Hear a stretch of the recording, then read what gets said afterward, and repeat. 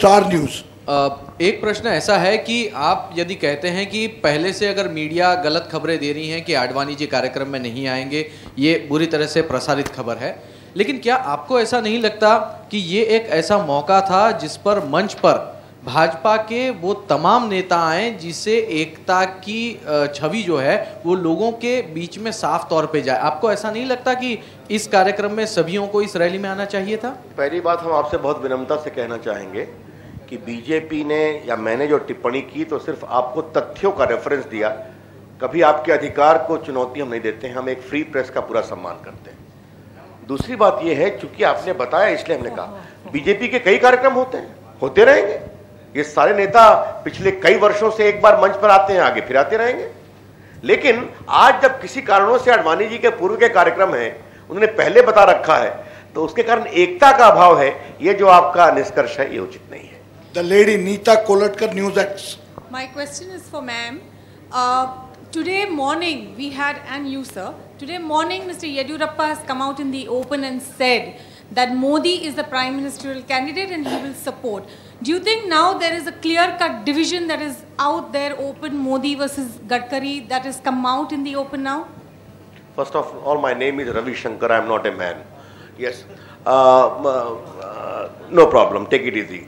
Now the first thing is that oh ma'am, then I withdraw. Take it easy. Take it is 40. As far as Mr. Yediyurappa's comment is concerned, it is his view. He is a senior leader. He has taken a view. As far as Narendra Modi ji is concerned, he is undoubtedly from the most towering leader of the party and a very efficient chief minister, a popular leader. As far as BJP's candidature for the post of PM is concerned, the party's top body will take an appropriate call. Leave it to that. आपका introduction दो पहले।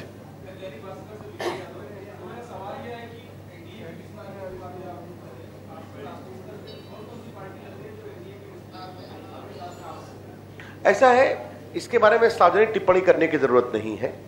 अकाली दल से हमारे संबंध 40 साल के हैं। शिवसेना के साथ हमारे संबंध आज 32 साल के हो गए। जदयू के साथ हमारे संबंध कोई 20 साल के हो गए। बाकी आरपीआई सामने में आई है, और भी कई पार्टियां आएंगी समय के अनुसार। कई पार्टियों के साथ हम संसद में साझा काम करते हैं, तो इस हमारी स्ट्रेटजी की बात है। उचित समय पर हमारे साथ काफी संगठन होंगे, दल होंगे। Pooja, Mumbai Samachar, Gujarati paper in Mumbai. One moment, Pooja, Mumbai समाचार।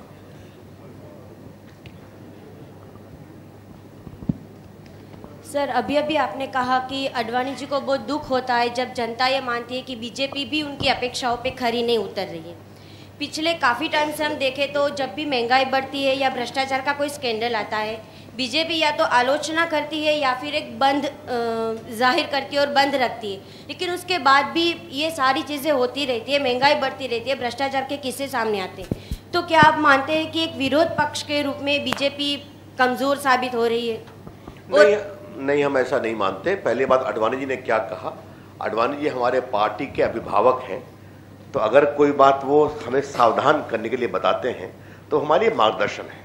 उन्होंने पार्टी की मेहनत की बहुत तारीफ की। उन्होंने एक टिप्पणी की कि जब मैं टिप्पणी देखता हूं कि कांग्रेस से हम बिल्कुल दुखित हैं, क्या भाजपा बिल्कुल हमारा विकल्प है, तो उन्होंने कहा कि ये परसेप्शन को कम करें, मेहनत करें, ऐसा उन्होंने कहा।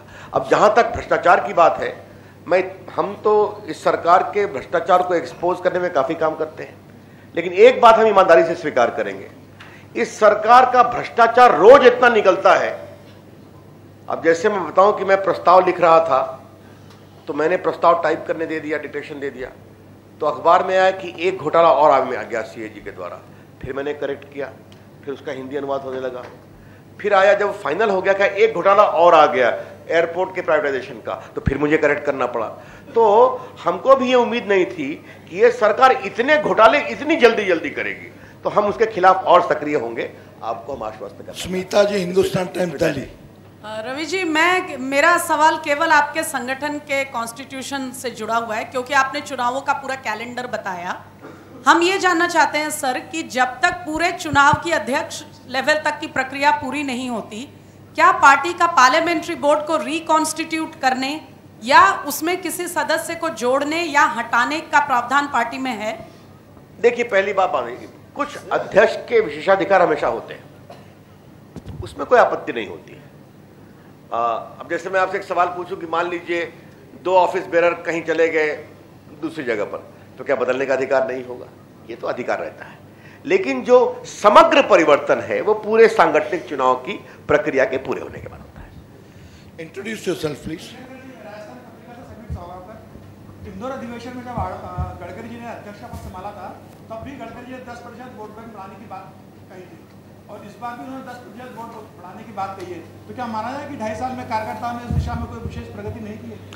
ऐसी बात नहीं, अगर ऐसी होती तो हम इतना जीतते कैसे? थोड़ा बहुत हारे भी हैं, लेकिन जीते भी काफी हैं, आगे भी जीतेंगे। उन्होंने हमें इस बात के लिए सावधान किया कि इस दिशा में हमारा लक्ष्य सामने रहना चाहिए और मेहनत होनी चाहिए। जीत news X. Sujeet Thakur, yes Sujeet Thakur. पहले आप माइक ठीक करिए, तब फिर बात करिए। आपका कल भी माइक ठाकुर जी, आपका माइक कल भी गड़बड़ा गया था। सर, मेरा ये सवाल है कि मैं जानना चाहता हूं कि संविधान में जो संशोधन की प्रक्रिया शुरू हुई है, तो क्या ये भी कुछ जैसे अध्यक्ष को और 3 साल तक के लिए देने की कल प्रस्ताव स्वीकृत हुआ था, तो क्या पार्लियामेंट्री बोर्ड में किसी चीफ मिनिस्टर को शामिल करने की बात भी संशोधन में शामिल किया गया है? और सर, दूसरा सवाल एक और इसी से जुड़ा हुआ है कि आडवाणी जी ने कहा है कि नेतृत्व जो है वो प्रभावी, विश्वसनीय होना चाहिए। तो प्रभावी, विश्वसनीय ये लीडर अभी आपकी नज़र में सबसे ज़्यादा कौन है? पहली बात है कि जहाँ तक आपके पहले उसका सवाल की बात है, तो जो कल हमने संविधान की धारा 21 में बदलाव किया है, उसमें हमने ये प्रावधान किया है कि अभी तक जो 3 साल से आगे अध्यक्ष, प्रदेश अध्यक्ष, जिला अध्यक्ष नहीं हो सकते थे, तो अब विशेष परिस्थितियों में हो सकते हैं। उसमें पार्लियामेंट्री बोर्ड का जिक्र नहीं है, ये मैं आपको स्पष्ट करना चाहूँगा। अब पार्लियामेंट्री बोर्ड में कौन आएगा, क्या नहीं आएगा, देखा जाएगा। आडवाणी जी ने जब बात कही है तो उन्होंने यूपीए सरकार मनमोहन की कोशिश करेंगे। जयवाणी, टीवी 9। सर, सवाल ये है कि पिछले कई सालों से निर्मल गंगा, पवित्र गंगा की बात चलती आ रही है। भारतीय जनता पार्टी ने उमा जी की इसके पहले ही वहाँ पर नियुक्ति की है, जो ये पूरा कार्यक्रम देख रही है, ये आंदोलन देख रही है। राष्ट्रीय स्तर तक इस आंदोलन को बढ़ाने की ऐसी क्या नौबत अभी आ गई है जिसको लेकर इस तरीके का एक प्रस्ताव भी पारित किया गया है और इसको राष्ट्रीय स्तर तक ले जाने की बात भारतीय जनता पार्टी अब कह रही है? ये नया भावनिक मुद्दा है, एक लोगों की भावनाओं से जुड़ा हुआ मुद्दा है। देखिए, गंगा राजनीति निरपेक्ष है। गंगा भारत की आत्मा है। गंगा भारत को जोड़ती है। गंगा का पानी, जहां गंगा का व्यक्तित्व भारत की सांस्कृतिक विरासत है, वही गंगा का पानी भारत को सींचता है।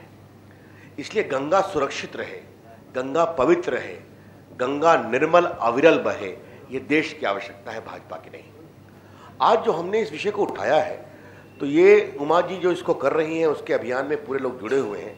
उसका कारण बहुत स्पष्ट है कि सिर्फ वो उत्तराखंड केंद्रित नहीं है। आपको मालूम है, गंगा अथॉरिटी है प्राइम मिनिस्टर की लीडरशिप में, उसमें बहुत काम नहीं हो पा रहा है। इसलिए इसको एक नेशनल मिशन बनाकर हम काम करें, इससे कोई पॉलिटिकल माइलेज देने की हमें अपेक्षा नहीं है। ब्रिजमोहन पांडे, नवभारत हिंदी। रविशंकर प्रसाद जी, मेरा सवाल है कि मुंबई में बीजेपी की राष्ट्रीय कार्यकारिणी की बैठक के पहले चर्चा थी कि बीजेपी की तरफ से राष्ट्रपति का कौन उम्मीदवार होगा, इस पर फैसला होगा। ऐसी कुछ चर्चा हुई है क्या? ऐसा है, मैं आपको बता दूं कि इस संदर्भ में मैं कल अध्यक्षीय भाषण के समय में आपको विस्तार से बताया था। राष्ट्रपति कौन होगा नहीं होगा, इसकी चर्चा हम राष्ट्रीय कार्यकारिणी में नहीं करते। इसकी चर्चा हम पार्लियामेंट्री बोर्ड में करते हैं। अभी काफी समय है, कांग्रेस से देखते हैं कौन आता है, निर्णय करेंगे। Please introduce yourself. मैं P7 से संजय प्रभाकर। मेरा सवाल है, कल यहाँ पर बातचीत हुई थी कि आपकी पार्टी बीजेपी क्षेत्रीय पार्टियों के साथ को अपने साथ जोड़ेगी और मजबूती लाने की पूरी कोशिश करेगी। क्या MNS, जिसके अध्यक्ष राज ठाकरे हैं, उनके साथ काफ़ी नज़दीकियों की बात देखी गई, सुनी गई है, उसको अपने साथ आप क्लियर तौर पर जोड़ने की कोशिश करेंगे? वो जोड़ने की कोशिश कर रहे हैं। और साथ ही शिवसेना जो है आपके साथ उसकी नज़दीकी को लेकर नाराज़ कई बार नज़र आई है, आपकी प्रतिक्रिया क्या है? शिवसेना के साथ हमारे संबंध 30 साल के हैं और बहुत ही अच्छे संबंध हैं, और हम सभी बाला साहब ठाकरे का बहुत सम्मान करते हैं। ये रिश्ते की बुनियाद वही है। मेरा उत्तर बहुत स्पष्ट था, मेरे ख्याल में बहुत स्पष्टता से मैंने दे दिया आपको। हाँ रविशंकर जी, ऐसा है कि भारतीय जनता पार्टी एक अनुशासित पार्टी थी। आज अनुशासन के अंदर अगर देखा जाए तो अनुशासन के अंदर काफ़ी कमज़ोर होती चली जा रही है। आज आप ये बता सकते हैं कि आने वाले दिनों में इसको संगठन में कितना बदलाव लाने की तैयारी चल रही है आपकी, और संगठन को मजबूत करने की आपकी क्या कार्रवाई? नहीं, अगर अनुशासन में कुछ कमी आई है तो मैं स्वीकार को ठीक करना पड़ेगा, लेकिन बीजेपी बहुत ही अनुशासित पार्टी है। बार बार कुछ लोग हमारे श्रद्धांजलि लिखते हैं भाजपा की, हम हमेशा मजबूत होकर चले आते हैं, इसलिए चिंता मत करिए, भाजपा ठीक है इस मामले में।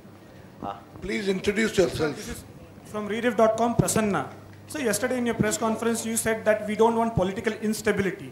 Why is BJP shying away from political instability? Don't you have any credible alternative to offer to the people of this country? And given that Ms. Mamata Banerjee, West Bengal Chief Minister, has organized a rally against petrol price hike, is BJP making any overtures to her to come back to the NDA? As far as my comment of yesterday is concerned, if you may recall, I was only relating the observations of the President. He said the BJP will not be the cause for instability. If the government falls under the weight of its own contradiction, we cannot be helped. Okay? It was in that context we have said. We don't know what will happen tomorrow, how long this government will survive. But whenever elections are held, either in 2014 or in 2013, the BJP along with the NDA will give a very effective, credible alternative and good governance to the people of the country. That's what I said. Kindly introduce yourself, please. Sir, I am... One moment. As far as Mamata Banerjee is concerned, I can only say Mamata ji has worked with us. I had the privilege to be a minister with her in the Vajpayee government. She has seen the working of NDA, the respect, consideration which we gave, and she is feeling the suffocation of UPA as well. Let her take a call. Sir, this is Anjali from Indo-Asian News Service. Sir, my question is that when Mr. Gadkari gets, and if he gets an extension, will it be an extension or will he be re-elected as the president?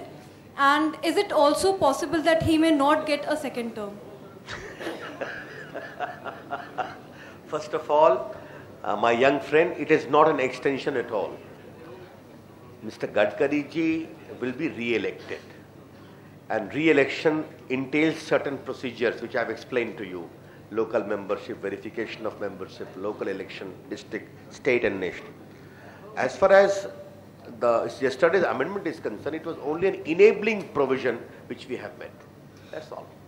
Kindly introduce yourself, please. Sir, my name is Narayan Jadhav from Lokmat Media Group. Sir, Ram मंदिर वही बनाएंगे अयोध्या में, इस धारा को लेके अपने last चुनाव लड़ा था 2 साल वाजपेयी ने, पहला 3 बार चुन के आए, अभी तक मंदिर नहीं बना। तो इस बैठक में वो एजेंडा पे था कि नहीं राम मंदिर? पहले मैं आपको बता दूं कि राम मंदिर किसी चुनाव का मुद्दा नहीं है। राम मंदिर के बारे में बीजेपी ने 1989 में प्रस्ताव पारित किया था पालमपुर में कि हम आज तक वो है। उसके बाद देश में कितने चुनाव हुए? अब आप कहेंगे कि अगले साल 12 चुनाव है विधानसभा के, उसमें आपने मुद्दा नहीं बनाया, आपने परसों नहीं बनाया, ये ठीक नहीं है। बिल्कुल हमारा पूरा विश्वास है कि वहां एक भव्य राम मंदिर बनना चाहिए जो दुनिया के करोड़ों हिंदुओं की अपेक्षा है। और जो मैंने कल कहा था, अब तो हमने कोर्ट से भी प्रूव कर दिया कि जहां रामलला विराजमान है वही वो स्थान है जहां राम पैदा हुए थे, हिंदू मानते हैं। हमें पूरा उम्मीद है इसका रास्ता निकलेगा। हमारा संकल्प और हमारी प्रतिबद्धता बहुत स्पष्ट है। That's all. Last question from Shruti, Divya Marathi.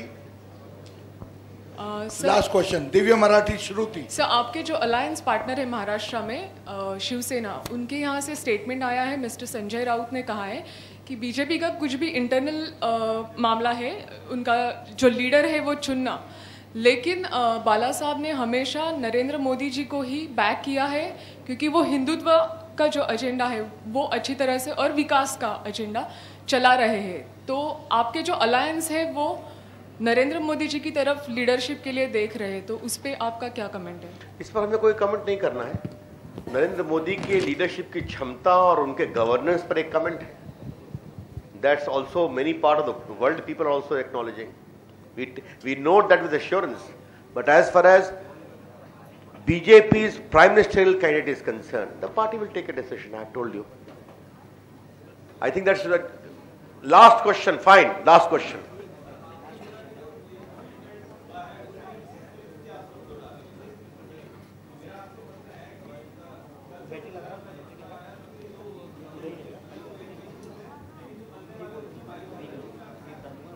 आप बीजेपी के होने वाले प्रदेश अध्यक्षों की इतनी चिंता करते हैं, इसके लिए आपका साधुवाद।